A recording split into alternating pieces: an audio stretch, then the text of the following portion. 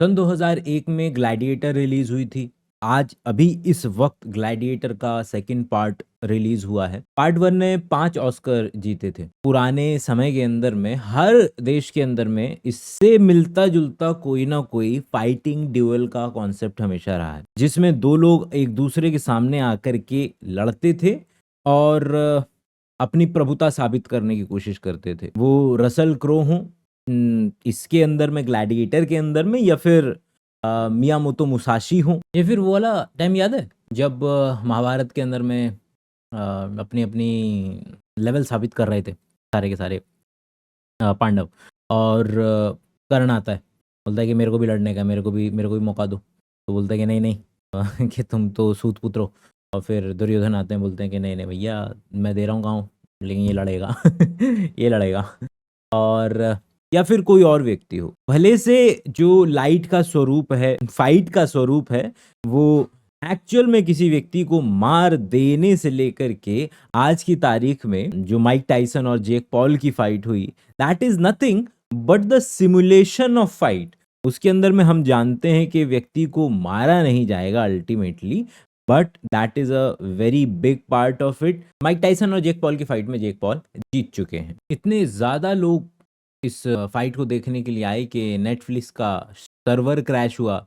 मैं यहाँ दिल्ली के कोने में बैठा हुआ हूँ और यहाँ के हिंदी के पेपर के फ्रंट पेज की जो मेन खबर है, वो ये फाइट है। मतलब फ्रंट पेज का फ्रंट हाफ माइक टायसन और जेक पॉल की फाइट का नतीजा पूरा का पूरा। आखिर क्यों हम इंडिया में अगर सड़क पे लड़ाई हो रही है तो हम अपनी जान की बाजी लगा करके बीच सड़क पे खड़े होकर के फाइट देखने के लिए तैयार होते हैं। क्या है ये इस आइडिया से फैसिनेशन कि हम अपनी नज़रें चाह करके भी नहीं हटा पाते हैं। फाइट हमेशा से ही वायलेंस को हम एक नेगेटिव कॉनोटेशन में देखते हैं, लेकिन उसके बावजूद हमारी ज़िंदगी में आस-पास हर तरफ the fascination from fight is always there. हम भले से आज की तारीख में एक ऐसी सोसाइटी में रहने लगे हैं धीरे-धीरे कि हमें अब उस तरीके के वायलेंस की ज़रूरत नहीं है, जो कि हमारे पूर्वजों को होती थी।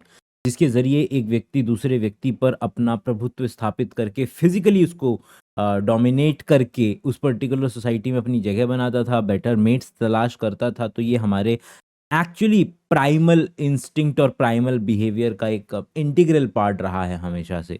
ये ऐसा भी नहीं है कि इंसान या प्राइमेट्स के अंदर में ही ये पर्टिकुलर बिहेवियर आपको देखने के लिए मिलेगा।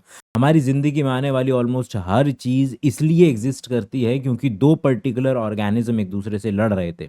जब एक वायरस एक पर्टिकुलर टाइप के बैक्टीरिया से लड़ रहा होता है, तब हमें उसके उसके ज़रिए पता चला कि किस तरीके से क्रिस्पर-cas टेक्नोलॉजी जो है एग्ज़िस्ट करती है क्योंकि बैक्टीरिया वायरस से लड़ रहा है और हमने उसको आज की अपनी सबसे बड़ी ताकत बनाया है जीन एडिटिंग के अंदर में। एक एक फंगस एक बैक्टीरिया से लड़ रहा होता है तो हमने उसको देख कर के पेनिसिलिन बनाया, मतलब कि वहाँ से पेनिसिलिन चुराया और आज की तारीख में सबसे ज़्यादा लोगों की जान बचाने के लिए जो 2 चीज़ें सबसे ज़्यादा ज़िम्मेदार हैं, that is the antibiotics and vaccination, वो वहीं से आ रहा है। पेड़ जितने भी आपको मार्केट में पेड़ जो है नज़र आते हैं, वो सारे के सारे इसलिए नज़र आते हैं क्योंकि 2 पर्टिकुलर ऑर्गेनिज़्म एक-दूसरे से लड़ाई कर रहे थे, एक-दूसरे की धूप छीन रहे थे।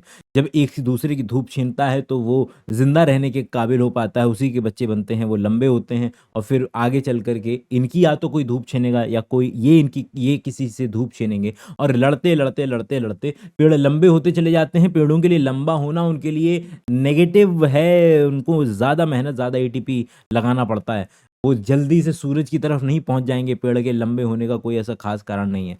कोई ख़ास तरीके की स्पीशीज़ नहीं होती है कि हाँ, इन्हीं के पेड़ बनते हैं। दुनिया में हर तरीके के प्लांट हैं और सबके पेड़ आपको अलग-अलग तरीके की स्पीशीज़ के पेड़ मिल जाएँगे। पेड़ अपने आप में कोई एक स्पेसिफिक टाइप की स्पीशीज़ नहीं है। हर तरफ लड़ाइयाँ हो रही हैं और यही इसमें से एक बहुत बड़ा पार्ट है कि अगर आप एक पर्टिकुलर जगह आप ही के कबीले के लोग लड़ रहे हैं, तो वहाँ से ही किसी तरीके से आपको हार्म होने की संभावना है।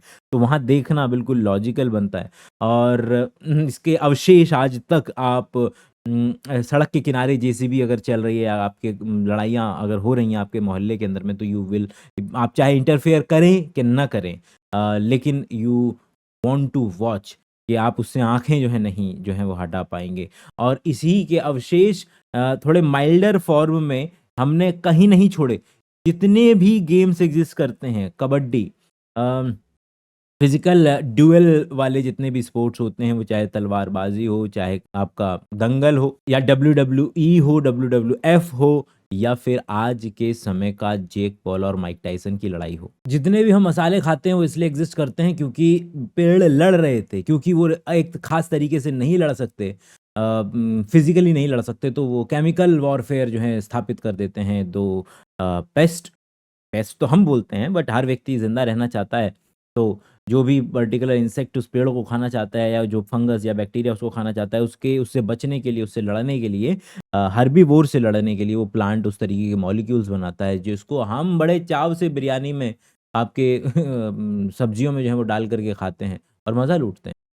अगर आप यहाँ तक पहुँचे हैं तो you are among those guys जो कि जिनको पर्सपेक्टिव पसंद होते हैं, तो I will highly like recommend and appreciate कि अगर आप बादशाह लगा ऐप जो है डाउनलोड कर पाएँ और वहाँ पे जो भी आप चाहें